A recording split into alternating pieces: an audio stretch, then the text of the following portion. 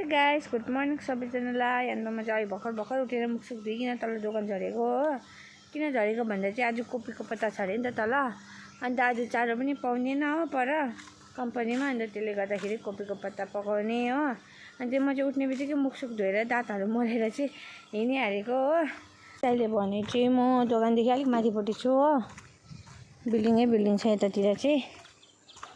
कस्तो ठुलो बिल्डिङ छ हो।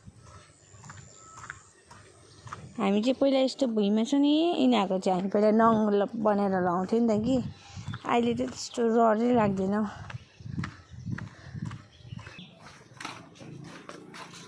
दादा यो कोपीको पत्ता धन्यवाद।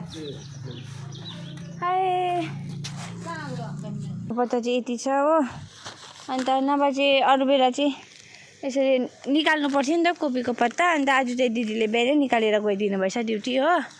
त्यसले गर्दा मैले त्यस्तो निकालिबस्नु परेन हो। बोकेँ अन्त हिँडिहालेँ हो। त्यस्तो गरम त छैन, कम्ती पनि रहेछ हो। आज चार पनि छैन, दाउरा पनि छैन, बिजोक हुन्छ यहाँ त कि।